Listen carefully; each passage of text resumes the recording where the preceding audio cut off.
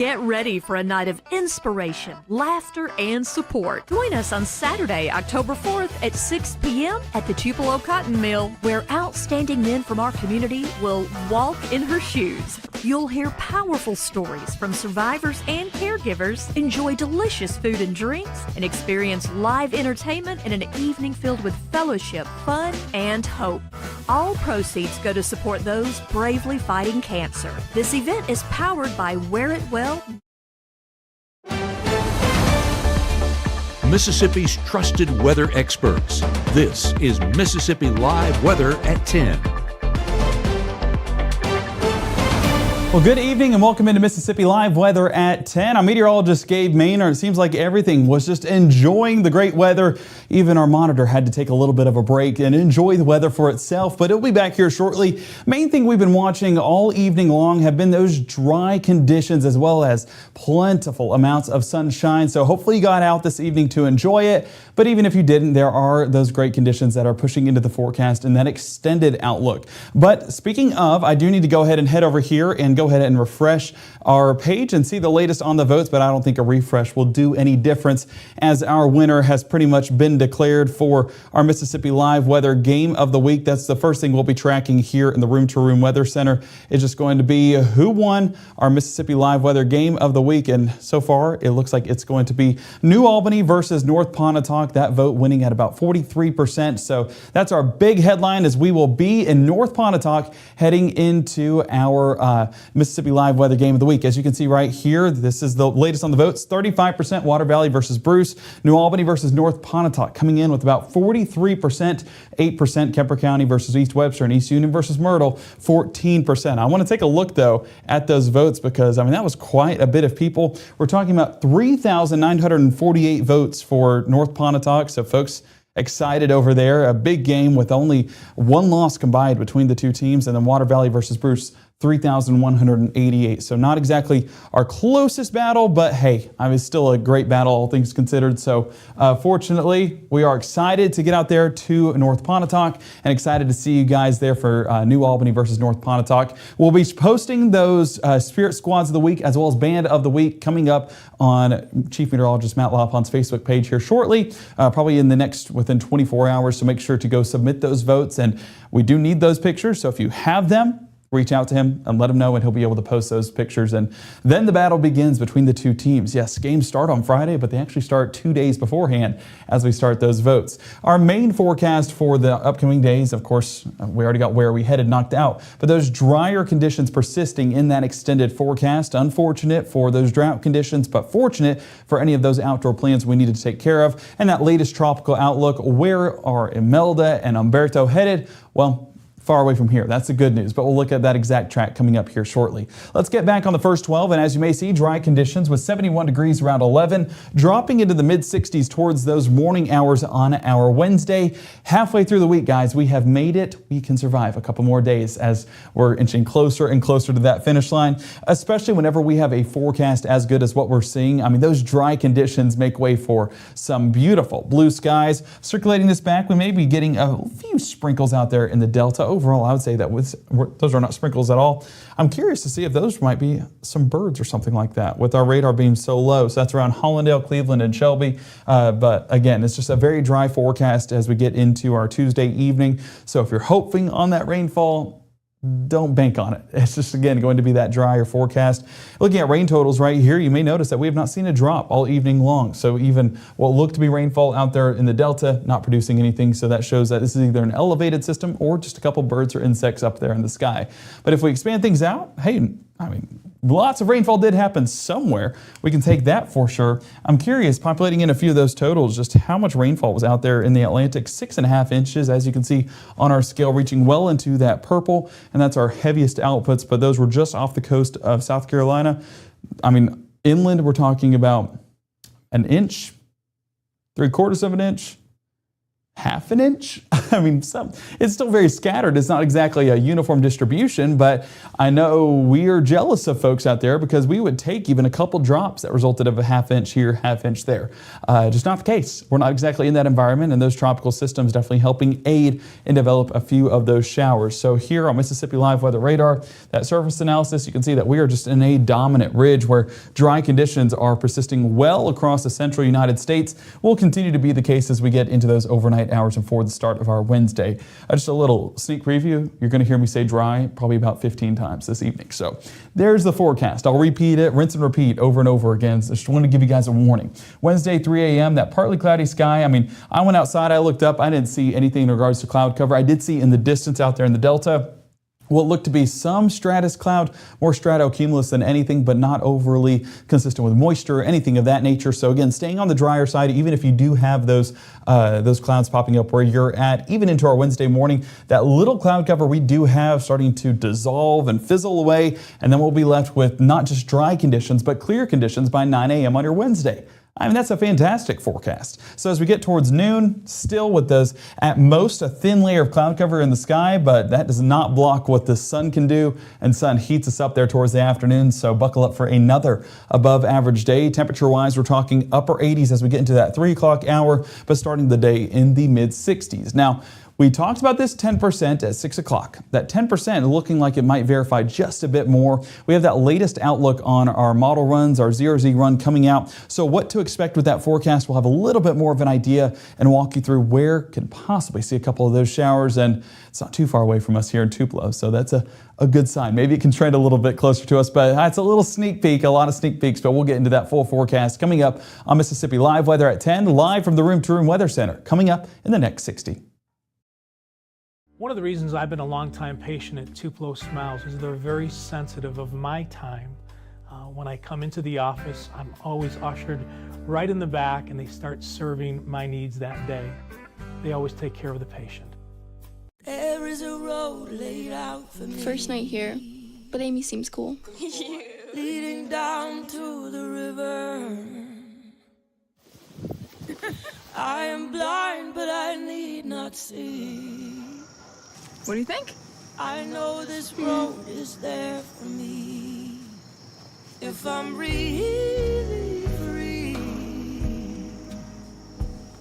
take me down to the river and walk. Life doesn't always give you time to change the outcome. Prediabetes does. With early diagnosis, prediabetes can be reversed. Take the 1-minute prediabetes risk test today. Go to doihaveprediabetes.org. Right now, from the Mississippi Live Weather Center, here's meteorologist Gabe Maynor.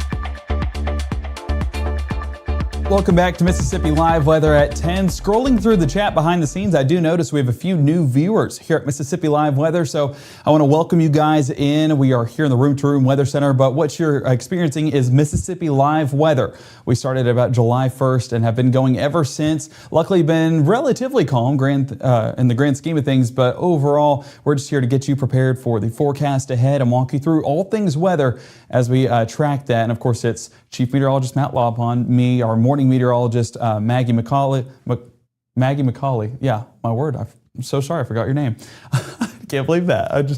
I guess it's 10 o'clock, so forgive me. And then our weekend meteorologist, Caleb Edelblue, a whole team, and we are just excited to bring you guys North Mississippi's forecast and to keep you guys informed. So welcome. We appreciate you joining us, and we hope that you will subscribe, download the app, and of course, be interactive there in the chat. I see that you're commenting a couple times, so all the more the merrier, right? Mississippi Live Weather Radar, as you can see, dry conditions right now as we get back into the forecast, and that's how it'll be into those overnight hours as well. So your day planner, getting into the next several hours, you can see 70 degrees by midnight, 65 there towards 6 a.m., and plenty of dry air, plenty of clear skies, maybe a little bit more cloud cover at times, but that's the most that'll be happening up in our skies. Again, very dry forecast. I said I'd say it about 15 times, and I'm trying to live up to that. So let's get back into Futurecast tracking those overnight conditions, and as you you can see, there's that little bit of sprinkles that are trying to circulate there in the delta, but a lot of that staying elevated, not making its way to the surface. So what we're primarily getting, partly cloudy skies, and that'll continue to be the case even into those early morning hours on our Wednesday. So yeah, dry conditions. Water those plants early in the morning, let them get all the nutrients they need, and then of course we'll be able to go about the day. I'm telling you that now. Don't worry, there's no afternoon rainfall that'll happen that will benefit those plants. Go ahead and take care of them early morning. Low temperatures, 65 degrees Tupelo, Amory, 63 Boonville, and 63 around Water Valley and Oxford, and 66 there towards Greenwood. Now as we take a look at drop off for that school day, 65 degrees with mostly sunny skies, 82 around lunch, still with those mostly sunny skies, and you guessed it, 88 on the last bell with mostly sunny skies. Yes, a consistent forecast all day long with that dry air in place. If you're not smiling about this forecast, you're definitely missing out. You need to get out and about and enjoy it. I know folks headed out this evening for some soccer games, and honestly, just a walk in the park at this point is perfect to take advantage of this forecast. Wednesday morning, still with that dry air and sunshine starting to move further into the region, clearing out that little bit of cloud cover we do have. The thing about this forecast is we're not getting that northerly wind component as much. This will be more of an easterly wind, which has the potential to move a few of those isolated showers in from those tropical systems. So maybe formulating a few showers late into our Wednesday. We'll see that here in just a moment. 12 p.m. on your Wednesday, still with those dry conditions and that thin layer of cloud cover will continue to be the case into that afternoon time frame. But with those thin clouds, not going to do any damage on that sunshine, and that's why our temperatures are ramping up there towards the afternoon. Once again, well above average. But there you see some of the moisture that I'm talking about. This is into your late afternoon, early evening. The fact that we're getting some reds and oranges to pop up means that that's more likely to verify a few of those rain chances. The thing that makes me hesitant on it is those winds still trying to transition a little bit out of the northeast there where those showers are developing. So that remains to be seen, but I think we could see a few drops in our forecast into that late afternoon, early evening time frame. Might be able to move that 10% up to the 6 o'clock hour as well. So fingers crossed on that forecast, definitely hopeful. And I know folks in New Albany, seeing that they're the bullseye of that area, yeah, you're definitely optimistic on those showers. So I hope it continues to verify, not far from Casa de Maynor either. So I think that we will hopefully get a few drops. Fingers crossed. High temperatures, 89 degrees Tupelo. I said it would be well above average, and it is exactly that. 89 towards Vernon, 92 Greenwood, and 90 around Tunica. So as you can see, those warm conditions continue to stick around. I will say warm because we typically don't expect that this time of year. But Futurecast tries to keep this moisture in the area well into those evening hours as well before completely moving on west across the Mississippi River into Arkansas. So at least better chances than what we had today, but better being 10% compared to today's 0. So it's just something you gotta laugh about at this point because Mississippi just teases us with that moisture.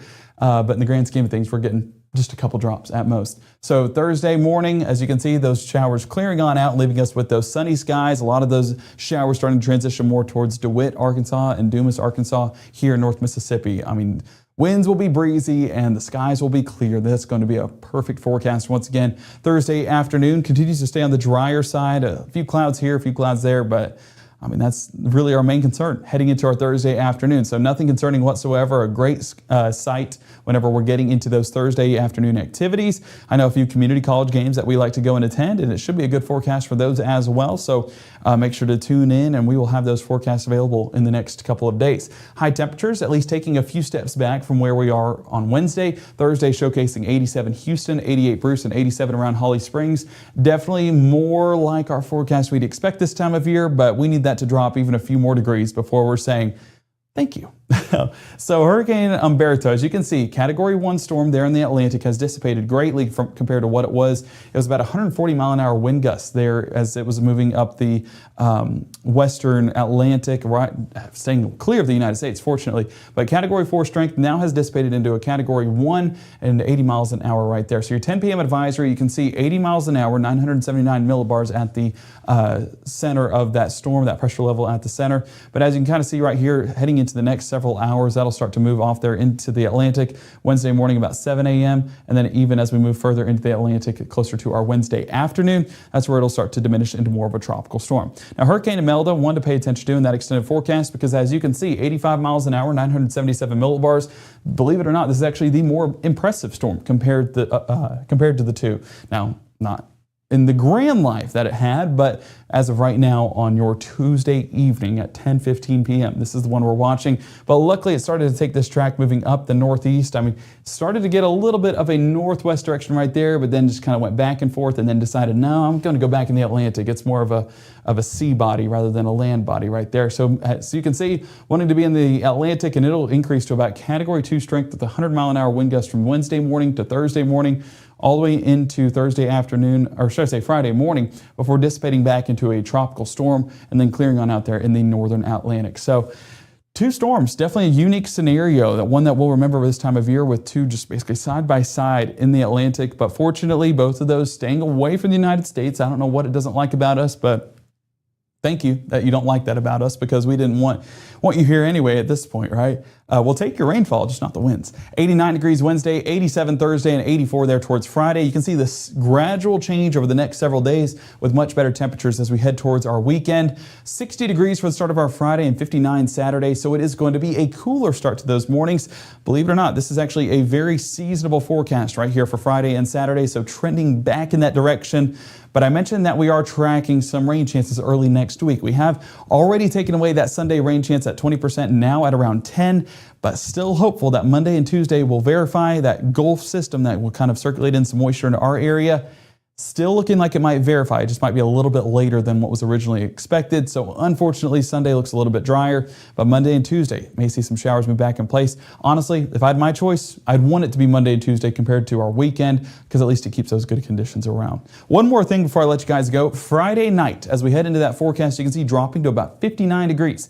It's going to be a little bit cool as we get into those late night games and driving home. So having a sweatshirt or something to slip on at the end of the game might be worthwhile. I learned my lesson last week, and you will see me in long sleeves heading into this Friday night, at least for the Friday night part of things. So I welcome you guys to join me on that as we try and stay warm together on those Friday night football forecasts. So excited about that, excited to be in North Pontotoc this week. 2 teams that are going to be dominant, and I expect a very good game. I'm hopeful for a high-scoring game because, as you know, got to get the highlights. And the more highlights, the better. It makes it more entertaining, and that's all relying on those players, and I know those players will show out. So excited to be there with you guys, and a big thank you to everyone that voted.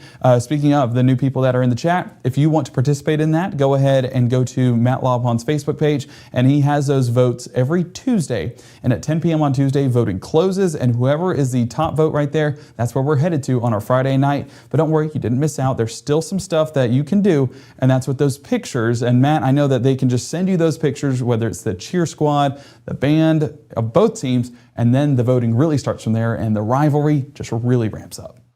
Absolutely. Yeah, here's the question. Are you surprised at how the voting turned out? I mean, yesterday, just looking at the comments, man, I mean, we really thought we were going to the Water Valley, you know, out there, the Water Valley game this week, and that's just not the way it worked out. No, and that's just, I'm curious to see, and this is something that you pushed at 6 o'clock, and I think we need to reemphasize, commenting is not a vote.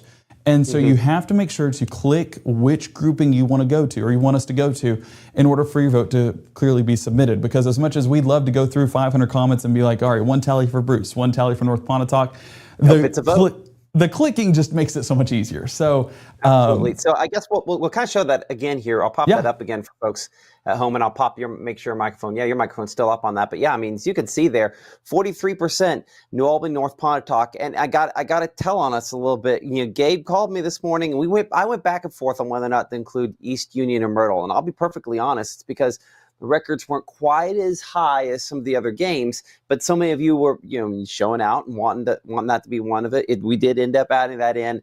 Almost 10,000 votes, though, Gabe. That's a lot of folks voting for these games of the week. So just thank you so much for everybody and your participation in this, and appreciate, of course, good folks up at Langston Lott, Casey Lott, for supporting us and allowing us to be able to go out and do these. And you know, just ignore the fact that I'm in T-shirt here, repping my Kansas Jayhawks. Rock chalk, man, rock chalk. Hey, absolutely. Hey, you know, but tomorrow we start getting to the point we're looking ahead toward, you know, SEC football games. And so excited about that transition as well. Yeah, and I believe Ole Miss is on a bye week this week. I meant to check that between shows, and I don't think I did. So if you want to... Oh, hold on. You can fact check me on that real quick. I know that Washington State is the next I got on the wall here, back behind the scenes. Let me think. So this would be, yeah, I think they're on a bye week this week. Okay. Yes. And State obviously is not. They're at A&M. So no in-town games. We usually call this the birthday party weekend when you get to be my age, as everyone wants to try to aim that birthday party when both teams are out of town. So, That's a smart way to do I know things. we've got at least one. Well, honestly, I wish Mississippi State was on a bye week because playing the number 6 team away, it'll be a great game. Listen, after the way State played, let's be clear. We understand the way the last couple of years have gone for State fans. This is, would you say, exceeding your personal expectations so far?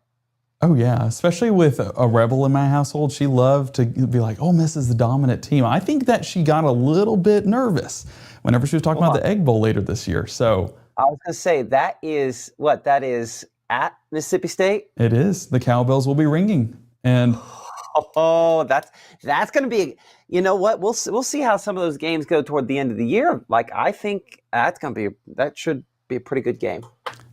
Pretty good game. Maybe. Ole Miss is number 4. Like, give them credit. They are a legit team, but I don't know. Well, but that's, a home field advantage makes such a big difference in the SEC or really in college football at all. Well, and Davis Wade, biased completely. It's just built different. So cowbells, because it is an unfair advantage, and you can say this as an unbiased person, having artificial noisemakers, it automatically makes it one of the loudest stadiums because it's not fully reliant on voices. No, you're absolutely. It is the first time I went to a Mississippi State game, I was like, "There's no way this is within the realm of the rules," And it had, and they've expanded now on the ring responsibly. But there was this like little corner of the jumbotron that said, "Don't ring." I'm like, as if anybody's paying attention to that. They don't. But yeah, anyway, so but it is what it is. It is, when you ring responsibly, an advantage for sure. Yes, but we need to keep ringing responsibly because I don't want to get rid of those cowbells. We went to the game this past Saturday, and Annalise said, "You know what, Gabe? I just might get those cowbells, man." And she started ringing as a joke, and it's like, no, this is why you don't bring an Ole Miss fan to a State game because they could sabotage. You know what? It's fine. Well, I mean, as if you haven't. I have a friend that's like, you know what we're going to do? We're going to dress up, next time that the Egg Bowl is in Oxford. They're a State fan. They're like, we're going to dress up in our Ole Miss stuff and rush the field. just so that way we can get them fined. I'm like, yo, I'm not saying you take this too seriously, but that's rivalry. Anyway. If it was a K-State person, then you would be on the same page. I don't care about K-State. It's Missouri. Oh, yeah, Missouri. Despite the fact that I have the Missouri Gold around me here, I don't care about K-State. And Kansas has so many rivals. You guys can't keep track. Huh? I said Kansas has so many rivals. You guys just can't keep track. You got Kentucky, you got K-State. About Missouri, and I like to remind people about this, and we are just really chatty tonight, so I apologize for all the folks at home on that. The thing you have to think about on Kansas, Missouri, as far as rivalries, is not just a college thing. They literally came across the state line during the Civil War and murdered people on the Kansas side. So it was very much a war back and forth between the two. And for the longest time, probably before you were born, that we referred to it as the border war. And they're like, war, so border showdown. And anyway, and then, they went ahead and evacuated because they couldn't beat us to the SEC. And so then they have proceeded to not win here as well. I'm sorry to the Missouri fans out there. Who are the Missouri fans, though? Huh? Who are the Missouri fans, though? There's quite a few around. So really? Yeah. Here in Mississippi? Yeah, believe it or not. Yeah. Well, my apologies. Go Tigers. I don't know. I won't go that far. Okay, I'll let you wrap this thing up. All right, perfect. Well, there's your SEC. I guess you got the SEC Network live on Mississippi Live Weather, I guess. But no, just a fun time. I was trying to see if, chat away. And honestly, we need to start bringing viewers on here and get their hot takes, and we'll call it Hot Take Wednesday on the football games. And I think that'd be something fun we could do. And then get the chat involved as well. So maybe, but no, as Matt was saying, we're going to wrap things up here, let you guys get some sleep and save the SEC chatter for the next 3 days. Hey, we have a couple days until we fully get into that SEC football forecast, and excited for it. And of course, our Friday night game in North Pontotoc. And someone was asking what my shirt says. And so this is Do you want to take you full screen? 2014, it was 10 Big 12 championships in a row for Kansas at the time. I can't remember the number they got up to. I think 14. in a row. Like they set the NCAA record for a number of consecutive conference championships, and so this was when they did the 10th. So X like the Roman numeral. I was buying them every year for a while because I'm like, surely this is the last year, right? So I have like 6 in a row in number as far as that goes. But that's what it is. It's X like the Roman numeral 10. Well, don't worry, because I have, I think, 11, 12, 13, and 14. So together, I think we can make the whole series. So see, I'm not sure if I have 11. I know I have 12, 13, and 14. Was anyway. it 14 where it left off? I think, man, I could go in there and check the shirts. I'd have the answer. Either way, it's Kansas. That's what that is, Patty. Yeah, we used to be dominant in basketball. I say we. My family's from Kansas, so like I grew up a Kansas basketball fan. Used to be? You want to check the number of wins over the last? Anyway, different discussion. Arkansas had a number here recently, so I just ready to win a tournament game from here on out. But fingers crossed this year. Darren Peterson, take us home. Yep. Okay, I'll let you finally wrap it up. Okay, well, yeah, there's your sports coverage. Like I said, we're getting some sports here. Mississippi Live Sports is a realistic thing, so you got to stay tuned for those late night hours where we start discussing it. But yeah, we're going to let you guys go this evening, and of course, have a great night. And our next broadcast, actually, download the free app, of course, so you can access those broadcasts, but also have that app handy because it'll let you know what to expect in that forecast ahead for tonight, for tomorrow, and for the next several days. But the best way to stay informed is with the Mississippi Live Weather live shows, and that, of course, happens at 5, 6, and 10 if you tuned in this evening. But for our new viewers that might not know, at 6:30, 7, and 7:30 with meteorologist Maggie McCauley, she'll have the latest on what to expect for the day ahead. So make sure to tune in and, of course, get informed on what to expect for that day. She'll be live tomorrow morning, so we'll see you bright and early, but have a great night filled with rest and enjoy that great weather until then. We'll see you guys then.